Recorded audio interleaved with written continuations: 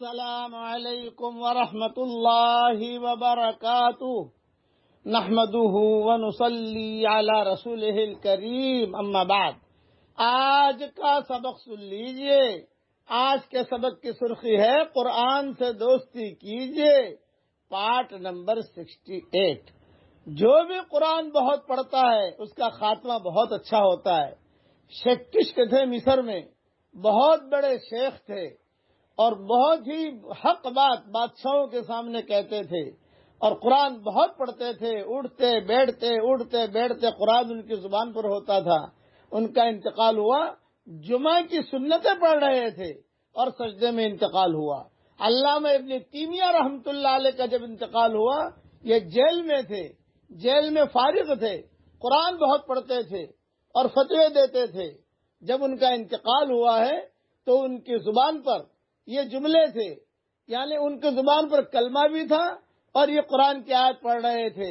ان المتقین فی جنات و نہر فی مقعد صدق عند ملیک مقتدر، ان المتقین فی جنات و نہر فی مقعد صدق عند ملیک مقتدر۔ یہ آیت پڑھتے پڑھتے اور کلمہ پڑھتے پڑھتے دنیا سے گئے، چونکہ قرآن سے تعلق تھا۔ مطلب کہ متقی لوگ جنتوں میں ہوں گے اور بہترین باغوں میں ہوں گے، یہ آیت پڑھ رہے تھے اور ان کا انتقال ہوا۔ کتابوں میں لکھا ہے کہ جب ان کا انتقال ہوا تو آواز یہ آئی کہ یہ آیت تمہارے لیے قبول ہو گئی، کہ تمہارے لیے جنت میں ٹھکانہ تیار ہے اور جنت کی نہروں میں بھی تمہارا ٹھکانہ تیار ہے، اور جنت اور نہر اس کا تمہارا انتظار کر رہی ہے۔ عمر ابن عبدالعزیز کا جب انتقال ہوا، یہ بھی قرآن بہت پڑھتے تھے عمر ابن عبدالعزیز، یہ آیت پڑھتے پڑھتے دنیا سے گئے۔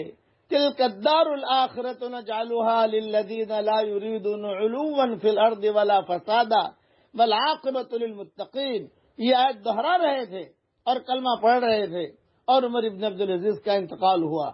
اس لیے اگر حسن خاتمہ ہم چاہتے ہیں تو قرآن سے دوستی کیجئے، قرآن سے دوستی کیجئے، قرآن سے دوستی کیجئے۔